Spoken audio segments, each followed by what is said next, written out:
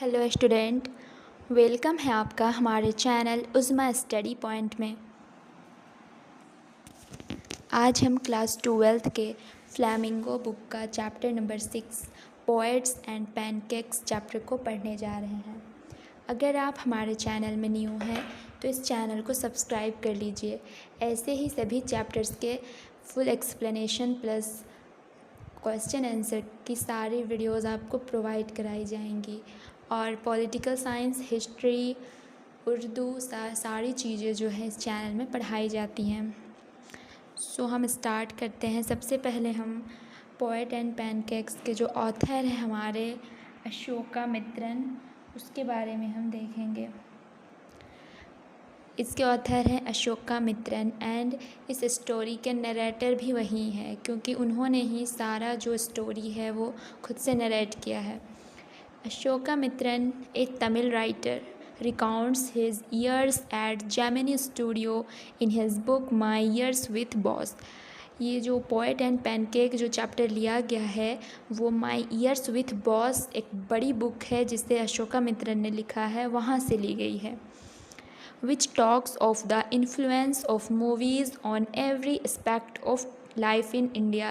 यानी कि इस बुक में जो है कैसे मूवीज़ जो है वो लोगों को इन्फ्लुएंस करती है, यानी क्या लोगों में प्रभाव डालती है, इन सारी चीज़ों के बारे में इस बुक में बात की गई है। The Gemini studio located in Chennai was set up in 1940। जो जेमिनी स्टूडियो है ये चेन्नई में लोकेटेड है और ये सेटअप हुआ था 1940 में।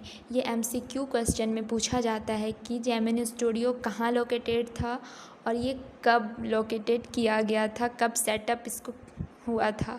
तो 1940 में। It was one of the most influential film producing organisation of India. ये जो है फिल्म है वो प्रोड्यूस करने वाले जो है संस्था में सबसे जो पहला नाम होता था उस टाइम पे वो जेमिनी स्टूडियो का था।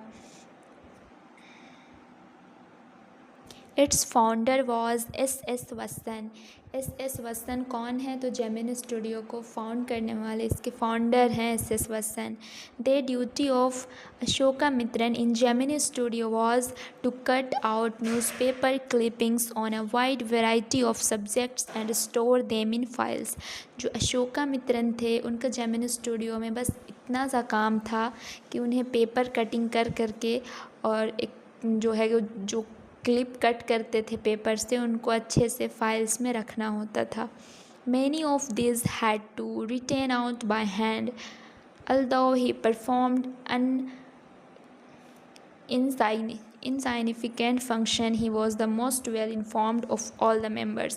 इसीलिए सभी लोगों को लगता था कि अशोकामित्रन बस बैठे रहते हैं, इनके कुछ काम नहीं करते हैं, लेकिन पूरे स्टूडियो में सबसे ज़्यादा वेल इन्फॉर्म्ड यानी सभी चीज़ों को जानने वाले हर एक मेंबर के बारे में वो अशोकामित्रन ही थे। The following is an exert from his book my years with boss. ये उसी बुक से लिया गया है ये चैप्टर। तो अब हम जो है ऑथर के बारे में जान चुके हैं। अब हम जो मेन कैरेक्टर्स हैं हमारे उसको देख लेते हैं। मेन कैरेक्टर हैं हमारे अशोकामित्रन जो कि नरेटर हैं और ऑथर हैं इस चैप्टर के। इन्होंने खुद से जो है सारी चीज़ों को बताया है जेमिनी स्टूडियो के बारे में। सेकेंड है ऑफिस बॉय। थर्ड है S.S. वत्सन जो कि जेमिनी स्टूडियो को फाउंड किए थे। फोर्थ है स्टीफन स्पेंडर जो एक राइटर हैं एंड एक लॉयर है। सो अब हम स्टोरी को स्टार्ट करते हैं। आप अपनी बुक खोल के देखें, आपकी बुक से सारी चीज़ें मैच करेंगी जो मैं आप लोगों को एक्सप्लेन करूँगी। तो स्टार्ट करते हैं स्टोरी को। स्टोरी इस तरीके से स्टार्ट होती है कि जेमिनी स्टूडियो में ट्रक में भर भर के मेकअप का सामान आता था। उसमें जो है उस मेकअप प्रोडक्ट का जो ब्रांड किस ब्रांड का होता था? पैनकेक। पैनकेक कोई खाने की चीज़ नहीं है, पैनकेक जो है मेकअप प्रोडक्ट्स का एक ब्रांड है।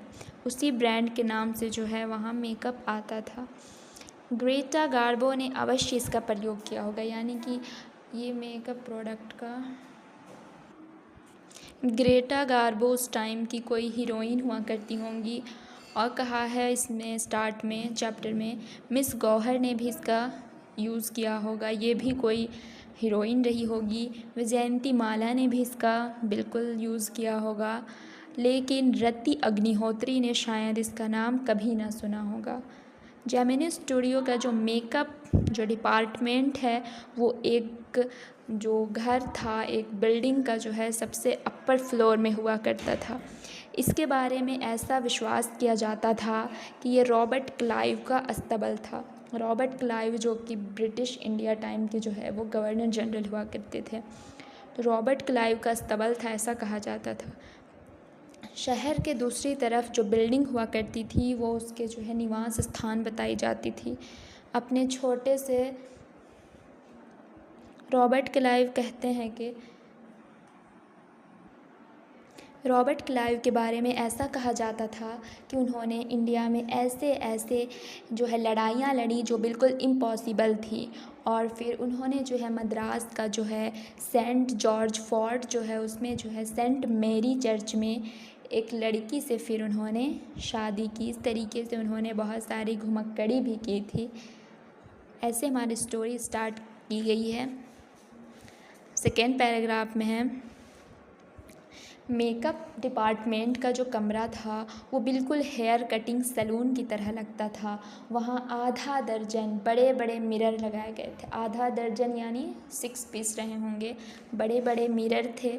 और मिरर का जो एंगल होता था यानी कि जो कॉर्नर होता था वहाँ लाइट लगाई गई थी, बल्ब लगी हुई थी। और ये बहुत ही इनकैंडिसेंट लाइट्स थी, यानी कि बहुत ही ज़्यादा असहनीय थी, बहुत ज़्यादा उसका हीट था। वो कहते हैं कि जो लोग मेकअप करते होंगे बैठ कर के उनको कैसा लगता होगा वहाँ पे बैठ के मेकअप कराने में। लगता होगा जैसे कि वो लोग आग में उनका चेहरा झुलस रहा है, इस टाइप में लगता होगा। वहाँ पे बैठने वालों के लिए बोला गया है जो मेकअप करते होंगे।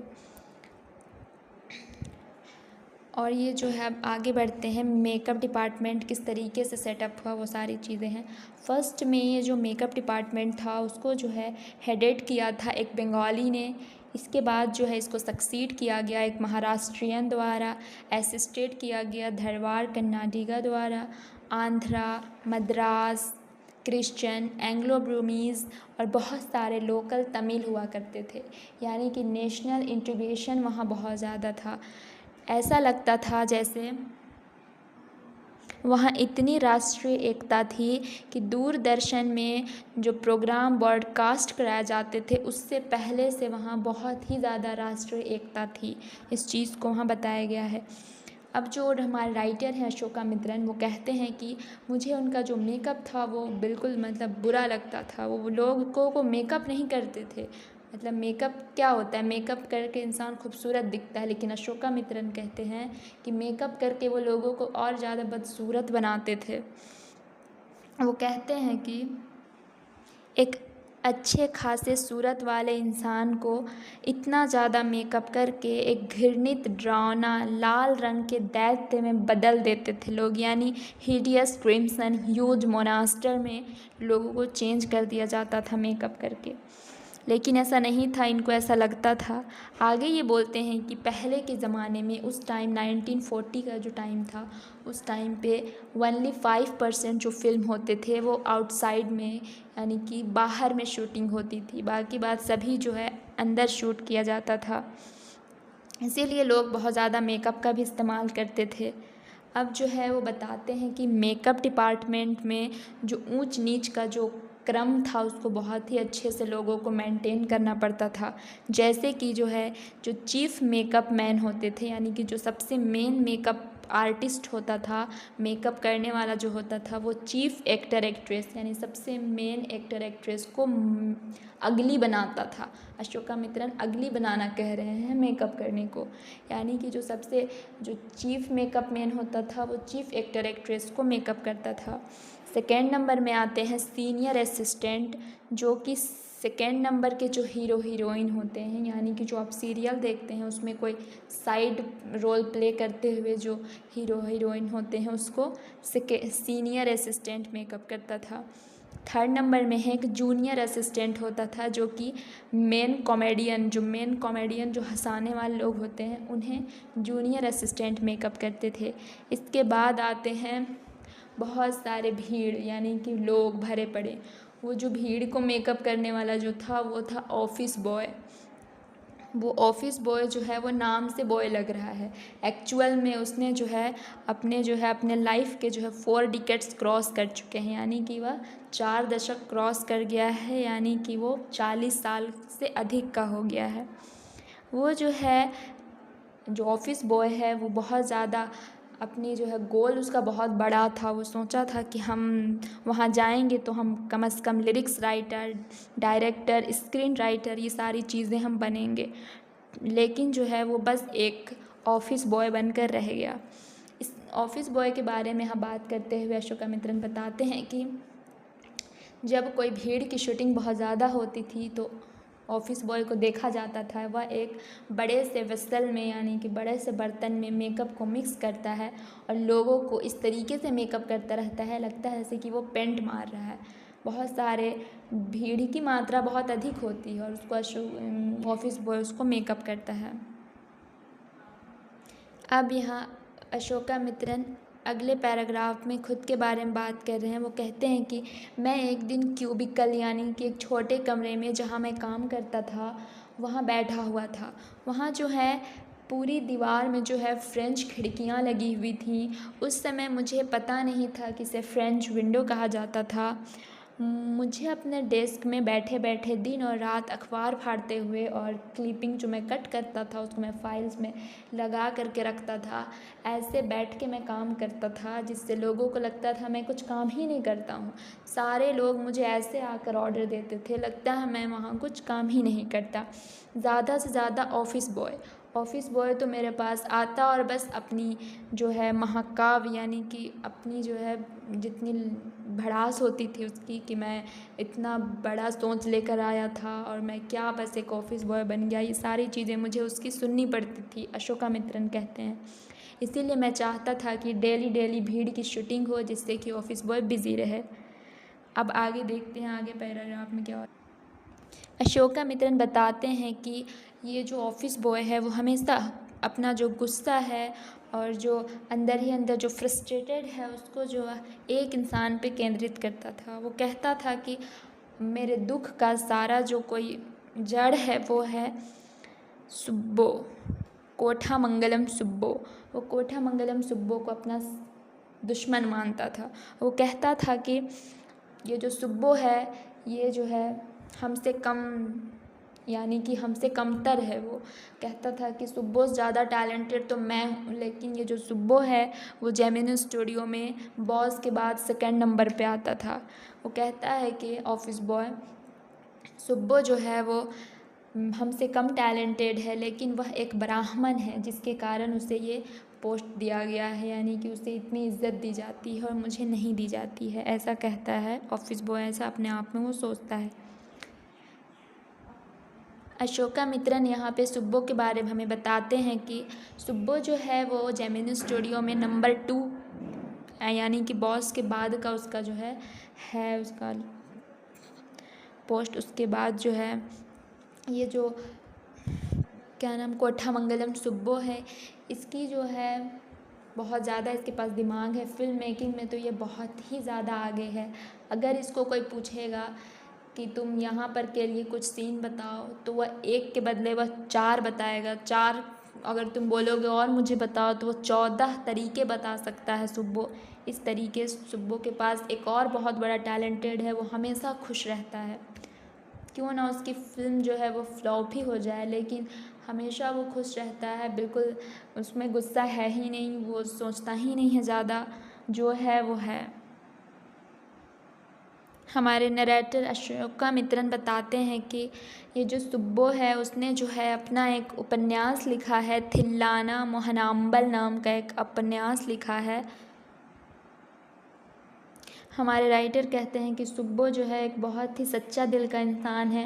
वो हमेशा सबकी मदद करता है, निस्वार्थ भाव से सबकी मदद करता है, लेकिन फिर भी लोग उससे इतना ज़्यादा नफ़रत क्यों करते हैं? ऑफिस बॉय क्यों उससे उतना नफ़रत करता है? अशोकामित्रन कहते हैं कि बस उसका एक ही कारण है, वो जो है हमारे मालिक, हमारे जो बॉस हैं एसएस वत्सन, उसके बहुत ज़्यादा निकट है। लोग कहते हैं कि वो चापलूसी कर कर के जो है बॉस का निकट बना है, लेकिन ऐसा नहीं था। सुब्बू में बहुत ही ज़्यादा टैलेंट था, वो रियलिटी में एक बहुत ही टैलेंटेड आदमी था। अब राइटर हमें लॉयर के बारे में बताते हैं, जो वो भी जेमिनी स्टूडियो में काम करते थे। वो जेमिनी स्टूडियो का जो स्टोरी का जो डिपार्टमेंट था, यानी जो कहानी विभाग था, वहाँ काम करता था ये वकील।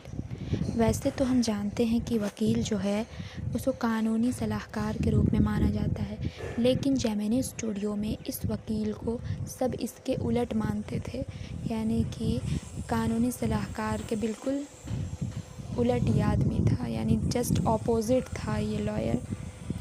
आगे बढ़ते हुए बताते हैं कि इस लॉयर को इस बात के लिए याद किया जाता है कि जेमिनी स्टूडियो में एक बहुत ही प्रभावशाली, प्रतिभावान जो है एक हीरोइन थी, बहुत सक्सेसफुल थी, बहुत ज़्यादा उनमें जो है क्वालिटी थी। उस हीरोइन के करियर को बर्बाद करने के लिए इस लॉयर को जाना जाता है।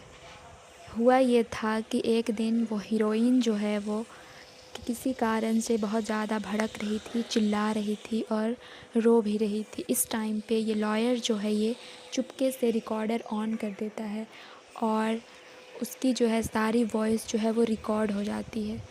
इस तरीके से ये लॉयर के बारे में नरेटर जो है वो और कुछ बातें बताते हैं, जैसे कि पूरे जेमिनी स्टूडियो में सारे लोग जो है खादी की धोती पहनते थे और ऊपर में कमीज़ पहनते थे, लेकिन ये लॉयर जो है सबसे अलग पहनता था। ये पहनता था, एक शर्ट पहनता था, पैंट पहनता था, ये जो है टाई लगाता था और साथ में एक पोस्टमैन जो है ये जो आता है हमारा डाकिया, वो कैसा है कोट पहनता है, इस टाइप में वो लॉयर कोट पहनता था। इस तरीके से लॉयर के बारे में यहाँ बात बताई गई है। इसके बाद बताया जाता है कि एसएस वत्सन ने, यानी जो बॉस थे, उन्होंने जैसे ही स्टोरी का जो डिपार्टमेंट था उसको बंद कराया, इस लॉयर की नौकरी भी चली गई। आगे बढ़ते हैं, इसमें और पॉइंट है MRA, मॉरल रियारमेंट आर्मी।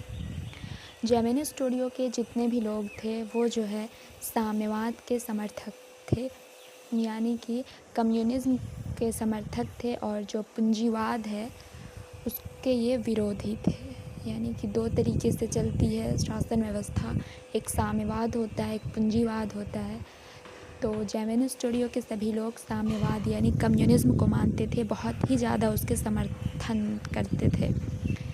एक दिन जेमिनी स्टूडियो में एक नाटक, अंतर्राष्ट्रीय नाटक समूह MRA, मॉरल रियारमेंट आर्मी नाम करके आया। ये जो है वह नाटक प्रस्तुत किया। इस नाटक से जेमिनी स्टूडियो के सभी जितने लोग थे उन पे इसका गहरा प्रभाव पड़ा।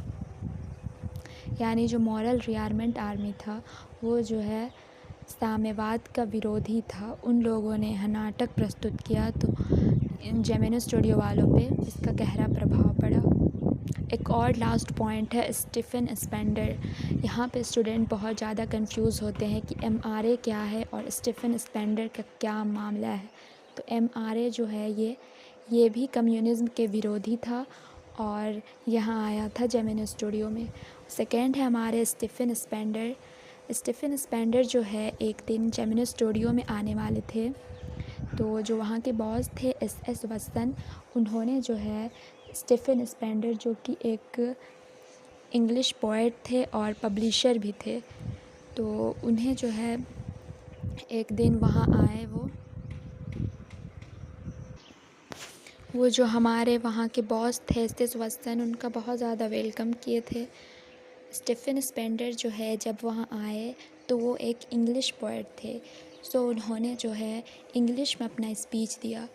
अब वहाँ के जो लोग थे जेमिनी स्टूडियो के, वो इंग्लिश नहीं समझ पाते थे। उन्होंने जो है बिना समझे ही स्पीच को अब क्लैपिंग किया, उनकी जो है हौसला अफजाई की।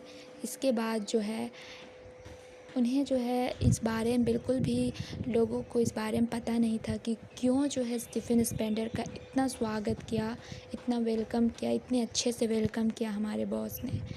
तो इस चीज़ का पता जो है हमारे अशोकामित्रन साहब को लगता है एक दिन जब वह ब्रिटिश काउंसिल लाइब्रेरी में गए हुए थे, तो द एनकाउंटर नाम का एक मैगज़ीन वो देखते हैं, जिसमें जो है पब्लिशर का नाम था स्टीफ़न स्पेंडर। उस दिन उन्हें पता चलता है कि स्टीफ़न स्पेंडर कौन है, इतने बड़े पोएट थे वो इस टाइप में उन्हें पता चलता है अशोकामित्रन को। इसीलिए हमारे बॉस उनका इतने अच्छे से उनका वेलकम किए थे, क्योंकि वो तो बहुत बड़े पोएट है, एक इंग्लिश पोएट है और उनके मैगज़ीन का नेम है, आप इसको याद कर लीजिए, द एनकाउंटर। एंड अशोकामित्रन जी को द एनकाउंटर मैगज़ीन एक लाइब्रेरी में मिली थी, ब्रिटिश काउंसिल लाइब्रेरी उस प्लेस का नेम था। एक दिन और जो है अशोकामित्रन जी जो है वो जा रहे थे रास्ते में, तो उन्हें जो है एक बुक बेचने वाला दिखता है, यानी कि जो है बुक शॉप दिखती है। वहाँ से जो है अशोकामित्रन जी जो है द गॉड दैट फेल्ड नाम का एक बुक लेते हैं, जो कि उसमें जो है कम्युनिज़्म जो है साम्यवाद की विफलता के बारे में बताया गया था। तो जैसे ही अशोकामित्रन जी वो बुक लेते हैं और घर आते हैं और वो पढ़ते हैं, तो वहाँ जो है देखते हैं कि उस बुक में 6 पोएट हैं, जिन्होंने जो है अपनी जो है इस कम्युनिज़्म की जो जर्नी थी उसके बारे में बताए हैं, किस तरीके से कम्युनिज़्म जो है वो अच्छा नहीं है, किस तरीके से ये विफल हुआ है। सभी राइटर्स, सभी पोएट जो हैं, जो 6 पोएट्स थे वहाँ, उन्होंने जो है अपनी जर्नी को बताया है कम्युनिज़्म के बारे में। देखते हैं कि उनमें से एक पोएट स्टीफ़न स्पेंडर भी है। इसके बाद जो है उन्हें पता चलता है कि स्टीफ़न स्पेंडर तो कम्युनिज़्म के विरोधी हैं, तो फिर इतने अच्छे से उनका वेलकम क्यों किया गया हमारे जेमिनी स्टूडियो में? क्योंकि हमारे यहाँ जेमिनी स्टूडियो में सभी लोग तो कम्युनिज़्म के समर्थक हैं। तब उन्हें ये बात पता चलती है कि हमारे जो बॉस है एस वत्सन, वो भी जो है कम्युनिज़्म के विरोधी हैं। इसीलिए स्टीफ़न स्पेंडर का इतने गर्मजोशी से उनका इस्तकबाल किया गया था। अब जाकर उनको सारी चीज़ें क्लियर हुई कि स्टीफ़न स्पेंडर कौन थे, क्यों इनका जो है इतने अच्छे से वेलकम किया गया था। एंड हमारा जो स्टोरी है वो यहीं पे एंड होता है। अगर आप लोगों को हमारी जो ये स्टोरी है ये अच्छी लगी होगी, तो प्लीज़ आप लोग इस वीडियो को लाइक कर दें। एंड जहाँ पे मैंने जो है गलत बताया हो, जहाँ पे मैंने जो है कहीं पे आप लोगों को समझ नहीं आई हो, तो आप प्लीज़ कमेंट कर सकते हैं। एंड हमारे चैनल को सब्सक्राइब कर दें ऐसे ही फुल एक्सप्लेनेशन वाली वीडियोज़ के लिए। And thanks for watching.